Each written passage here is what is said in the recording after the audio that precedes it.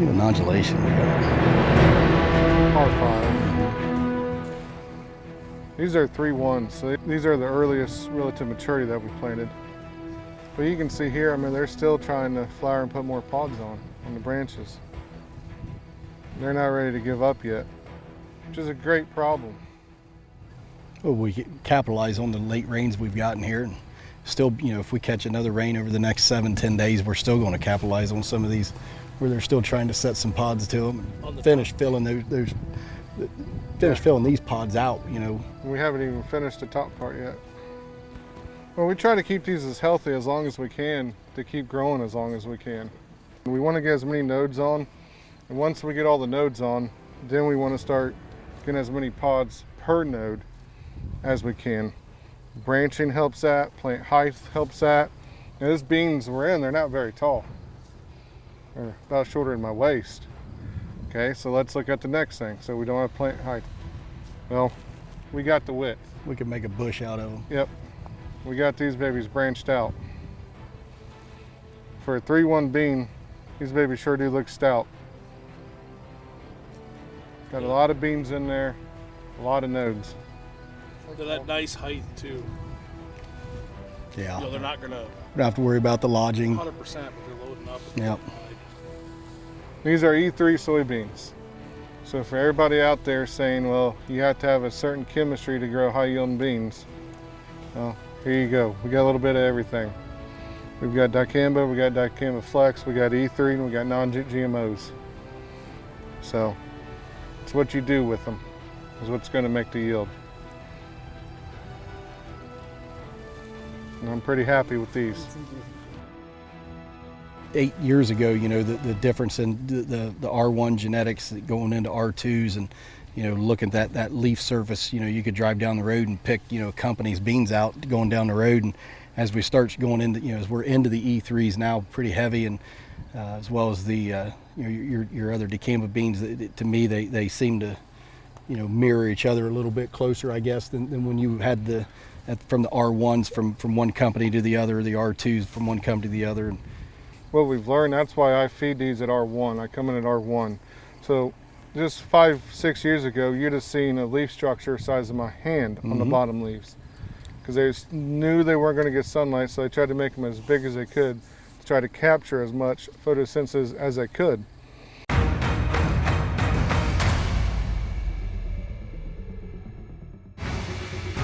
So I need to stimulate a response. I think it's gonna work. And everybody's always wants to point the finger everywhere else, but it normally starts with you. Here we go. This is a pretty special place to me. Well, now they learn what happens if we have a real small spade-looking leaf where the sunlight can get down through all the leaves, protect that bottom canopy. So the leaf sizes have changed over the year, but also why the importance of treating them at R1. This bottom canopy from here, we know it's going to be shaded out, so we need to affect it before it gets the top on to protect it. That way we can protect all this yield from here down. You can see how many beans and pods are there. We want to be able to protect that and protect all those flowers. Genetics have really helped us do that, and also adding in an extra pass like at RR1. So our goal on every acre is R1 and R3. We're feeding and protecting this entire plant, and it seems to be working. So last year, on our high yield stuff, we put so many branches on the double diamonds that we had a windstorm. We gotta remember it took down 3 of our grain bins, trees, my backyard. It took down the beans with it. I mean, that's Mother Nature just kicking our butts, and that's gonna happen sometimes. But now this year on my high yield field, what I did different, I raised the population up, trying to limit the branching, but walking a fine line between too much branching and too much height. So I'm trying to fight a fine line here on those. And so far I'm really, really happy. You know, the biggest thing that we have in our arsenal now to help control this would be the backspin from Advanced Yield. That's something we can put on to hold the beans back to control the height but not burn them back. So you're not losing any photosynthesis, you're not having that burn. So that's a tool in our tool bag that we can really utilize to walk a fine line now. And it's been working great for us. So much inoculation. So what we did all the way back in April and still in full effect. So this goes to show the sins that you can make in prior time, whether it's from last harvest, whether it's planned good or bad, you're living with it. So that's why it's so important, attention to details. Here's a product that we put in furrow at planting that's still kicking ass, and we're getting ready to turn the calendar to September 1st. That's a product that's working for you even when you're not. So to me, it has not taken a day off. I'm very happy with this. And that correlates in the plants like this, more yield. That's a new Tech SIF from Terramax. With the soybeans with Terramax, we brought it out and instantly, man, I just couldn't believe the nodulation we had so early. Look at that. That root, look how much nodulation is already on there. And you have these little peanuts all the way down here that deep in the soil, around the roots here. That's a very good start. If you haven't heard of them, you better get to know them because their products are here to play. We want the bottom canopy to be healthy with a good fungicide. We use Revitec on it. It's really going to help that bean finish off strong. But on our farm, we got to average a 6 bushel better with the Revitec fungicide than any other fungicide. Probably absent of disease just because we got the Revitec out here, but just mainly for the plant health. The one thing that is a must, that's this product right here. Reducing stress adds bushels. Copperhead concaves, to me, are the only way to go. This is a real return on our investment. When we went to these, we took an automatic increase all the way to 5,300 bushels an hour, which is incredible. Sometimes we don't have enough truck to keep up with what this combine can harvest. Used less horsepower, less fuel, and did a better job cleaning. It's second to none. All right, guys, we are moving around the Farm Progress Show. We made it back home to booth 40S, our home here. We're with Terramax here. We've got Doug Kramer, the CEO, founder, little bit wizard. What would you call it? I don't know if I'm allowed to say what they call me around the shop. Fair enough, family show. That's good enough, yes. So Doug, we take a lot of look in the Podfather, and one product that we use a lot, and we've seen actually just at Corey Atlee's, R5 soybeans with great nodulation and healthy pink, looks like almost in a way like you got peanuts growing under there. But it is SIIF, Terramax SIIF. What a great product. It's a product that we put in furrow and we've seen work through the whole season. I will tell you, if you want to talk a little bit about double inoculation and maybe that product a little bit, if you could. Let's tackle that product first. That product has two distinct genre, families, if you will, of bacteria. One is the classic nodulator for soybeans. The other is our azospirillum, which will stimulate roots. And so when you do that, what you've done is make more targets, okay? So that's where you're seeing some of the nodulation occurring. Also, our formulation gives us, we've seen season-long nodulation. You will see nodules popping up on those lateral roots late in the season, which is just what you're describing. 100%. So in terms of double inoculation, it really depends on what you're double inoculating for, okay? So a lot of people will double inoculate when they work what's called virgin ground, ground that hasn't seen soybeans and hasn't seen the bacteria in many years, sometimes decades. And so when that ground, let's say it was in CRP, and for some reason it seems that the microbiome resets. So it changes, and it is very difficult for the bacteria that nodulates soybeans to survive and compete in that environment, is most likely what's going on. So we recommend double inoculation in that case. We also recommend in that case that use ours and use a competitor's, because most likely you'll get two very distinct strains of that specific bacteria. that's how we approach that question mark of what's going on in the soil. A year in, and that picture completely changes. You know, that is one way we've recommended to farmers, and I know our sales team likes this because farmers like this, because we actually tell them, go buy a competitor's product as well as ours. Now, if you're just looking at it to increase production, then all you're looking at is not necessarily to up the frequency of nodulation per se, that it happens. You're looking to up the frequency of the nodules themselves. So more nodules, more nitrogen. Gotcha. Okay? So then strains become less important. What becomes more important then is survival and the ability to keep that bacteria around those roots to increase that nodulation. So when you say survival, and again, for me to understand it, with what I've seen, R5 and still going strong seems like survival, if I'm not wrong. Is that correct? Yes, that's correct. Okay, I would make sure. agree with that assumption. We've seen it in fields. I've been in more fields than I care to count, you know, after 24 and a half years. Right. And I like to go kick clods with farmers. I like to see what's going on. That is something that is very different from with our inoculants compared to some of our competitors, most of our competitors. So the interpretation is they're surviving because you wouldn't have nodules if they weren't. That's right. Well, and it's been great. I've known you guys for quite a bit. Actually, before this, got to sell some of your product, and it's been a great company. I can't say enough about it. It's good to have a relationship. Really appreciate that. If you're not using NewTek SIIF or any other TerraMax product, you should be.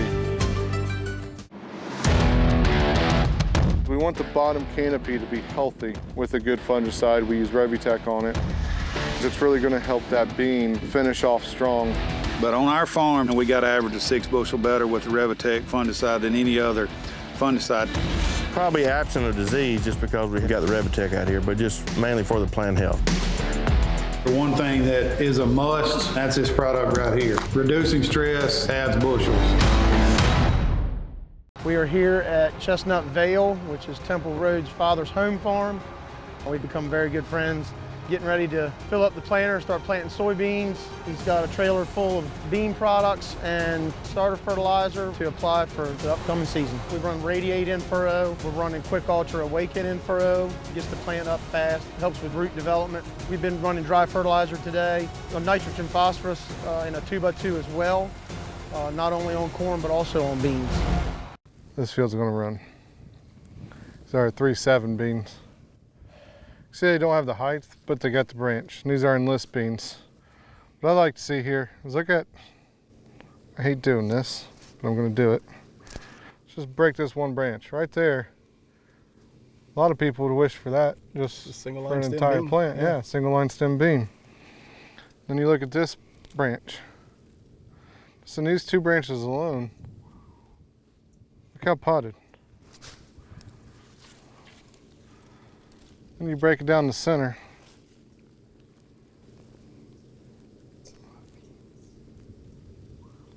Look at your node spacing. All the way down through there. Perfect size of a bean. Yeah. And you know, here's your yield, here's your top end. Yeah. And we're 3-7 bean. We're still going to be able to capitalize on another rain here. Well, look at what it's going to do to the Right. top here. Look how many flowers it threw on the top. That's deciding. We just got 2.5 inches of rain. And we was dry, so normally after 2.5 inches of rain, it'd be slopping mud out here. But you can see we went through a 16-day stretch of dry weather. So it gobbled up 2.5 inches pretty fast. But for a 3-7 bean, that's perfect. Yeah. I mean, it's loving life right now.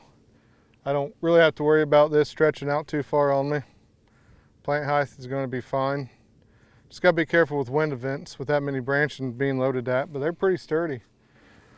I'm pretty happy. I mean, this field here has always been a real good field to me, and we've always been able to pull off some pretty good numbers, corn and beans, and I don't think this year is going to disappoint by any means. I think she's looking pretty good.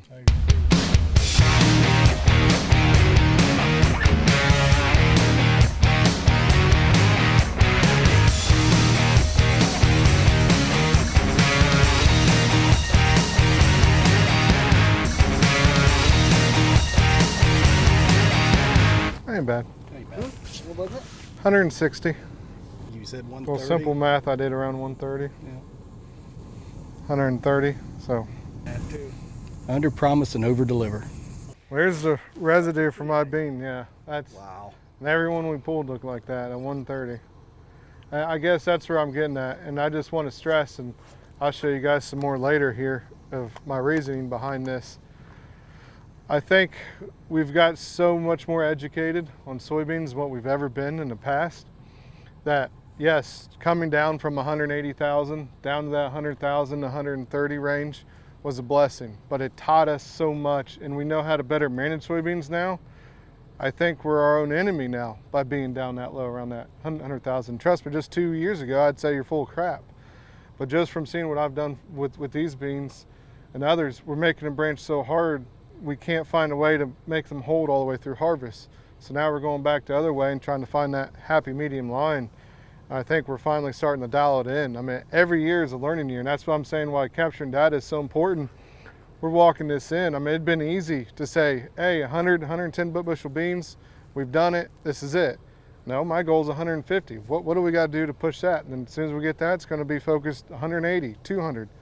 What do we need to keep doing? And I think we're getting closer, and I think, you know, dialing this back in, trying to find a happy medium line, you know, for a lot of people, you know, your goal is 80 bushel beans, be tickled death. Well, that lower population is the way to go. What I'm saying is to get past this 130 mark, you got to do something different. I think we're starting to find that and walking that fine line between 130 and 140 plants and still getting the bush out. Have enough food for them the entire year and get heights, but controlled heights. There's a lot of different things going to this, but you know, to have 160 beans already on a 3.7 bean, and we still probably got about another 20 more flowers, another 20 more pods that are coming on that we didn't count yet. That's saying something at that population. So I'm pretty happy. I'm at, you know, 200 pod count at 80,000 is one thing. Having a 200 pod count at 130,000 Right. is another. So pretty happy. 2 years ago, we saw with a 3.3 soybean, you know, the difference between it was 120 to 160, and we changed the entire genetic makeup of the soybean. You know, we had 120, we had a branched bushing soybean. At 160, we had a single line stem bean, and you know, it happened by mistake, I guess, if you will, that it happened together in that field. But it was very interesting. It was something we was able to take and see that something that you know wasn't meant to be, and we was able to look at it, you know, find it, learn from it, and you know, just a different management on that soybean can be the difference between that 60 bushel bean to that 80 bushel bean. And that's that 3.1 bean we just looked at earlier, that big menorah looking thing. That's the one we made last year, or 2 years ago, make a single line. Yep. So we didn't give up on that bean. We just learned, okay, this is how we need to manage it. So learning how to manage, you know, the seed that you're putting out makes a real difference. And that just goes to show, just a 20,000 population made or broke that bean, didn't it? I mean, Absolutely. We learned that, and now look at it. I mean, it's looking great. So, you know, it's just You constantly never walking stop a fine learning. line. You never stop learning on what we're doing, and you know, it's why we're out here walking the fields daily the way we are. And you know, there's always something to be found, always something to be learned from what we're doing, and how can we improve on it and go forward into next year. Yep, you're exactly right. Well, Doug, thank you for coming out, Yes. walking the fields with me. Appreciate it. I think we got a heck of a chance this year. I'm pretty pleased with everything. Very happy with where we are, Corey. Well, thank you for all your help. I appreciate it. We are here at Chestnut Vale, which is Temple Road's father's home farm. We've become very good friends, getting ready to fill up the planter, start planting soybeans. He's got a trailer full of bean products and starter fertilizer to apply for the upcoming season. We run Radiate in furrow. We're running Quick Ultra Awaken in furrow. Gets the plant up fast, helps with root development. We've been running dry fertilizer today, nitrogen phosphorus in a 2x2 as well, not only on corn but also on beans.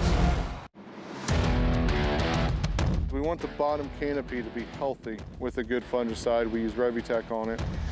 It's really going to help that bean finish off strong. But on our farm, we got to average a 6 bushel better with the Revitec fungicide than any other fungicide. Probably absent of disease just because we got the Revitec out here, but just mainly for the plant health. The one thing that is a must, that's this product right here. Reducing stress adds bushels. All right, guys, we are back. We are making a journey around the Farm Progress Show here in Boone, Iowa, and we are at the media tent with BASF. We have Doug here. The new soybean seed is called Zetavo soybean seed, and a Zetavo brand is just 2 years old, and BASF has been in the seed industry really since 2019, so 3 years. Right. So it's soybean seed to BASF is really relatively new. But what Zetavo brings us, it's an MS Tech branded seed, so it's owned by MS Technology, but distributed exclusively by BASF. And it's an Enlist E3 trait seed. So that is the trait now that's really catching a lot of air and doing very well in the marketplace. But what makes our brand unique than anybody else's is the performance. And we are really doing very well. So our 2021 trials have been outstanding, and we've been able to compete with Asgrow, Pioneer, and also with NK. And in fact, with NK, we've out-yielded them 2.7 bushels in well over 2,300 trials. That's awesome. That's awesome. Getting to see that consistency throughout and seeing, hey, this is actually a thing. Exactly. And then the other part that really stands out having Zetavo seed in our lineup is the quality. And what we find is growers will open up our bag of Zetavo, compare that to the bag that they have on the farm, and they'll see the quality difference that we can bring that grower. And Doug, that's a huge thing. We deal with high yield guys all the time, and that is one thing they're paying attention to. First it started with the corn seed. They're going to check and make sure everything's sized right. Now guys even look at the soybean seed. And there is something good about opening up that bag and seeing good quality, size, shape seed. And it starts there. It starts with the seed. And when you combine that with now all the products that we have at BASF from our soybean grower standpoint, you've got our seed, you have seed treatment, and now you got crop protection. And we can represent a whole acre, a soybean acre now, with the grower. And what's unique about that is our business, we run through the ag retailer, and the ag retailer is so important for BASF. And the chemistry side, we now have Zetavo seed for that ag retailer to promote the entire acre. That's awesome. And I will say this, BASF, and I feel you have a part to do with this, but as a company as a whole, focus on innovations. I mean, even from the fungicide, you took it first of its kind with Veltima and Revitech, using the Revasol technology. Now you're talking with the seed. You're going to have that whole platform, and you guys have been the standby too in herbicide as well. Exactly. So you're covering all the bases. Yeah, exactly. And now with some recent announcements, so just a couple months ago, soybean cyst nematode, we call it our NRS trait, nematode resistant soybean trait, that's been announced as a joint venture between Corteva and MS Technology. So in just a couple years, growers are going to be able to now handle those nematodes in the soil that have been causing over $1 billion of damage a year with the trait that MS Tech, Corteva, and BASF is going to put out there in the marketplace. And it will be in our Zetavo lineup with our germplasm. What I like about it too is as we get further and further along in agriculture, and what I'm seeing happening is we're able to start controlling more and more that we couldn't before, try to control the controllables. Exactly. And you guys are giving us a lot of tools to be able to do that. And what you heard today about innovation. So I mentioned NRS, and then today's just announcement with Corteva and our four-way stack that's coming here in the not too distant future in the 2030s, and even a 5-way stack in 2040. That's so exciting. Innovation Seriously. is part of what we do here at BASF, and Zetavo is a big player of that. Well, I got to tell you, I was here for the press release, and it was just neat to see. I mean, just to be actually say that you were there for part of that. That's right. And in time, we're going to see it. That's awesome. right. Very good. Well, hey, thank you so much for your time, Doug. You're welcome. BASF do a great job, and I do mean this. Thank you so much for you guys' support on our show. We couldn't do it without you. We love it. All right.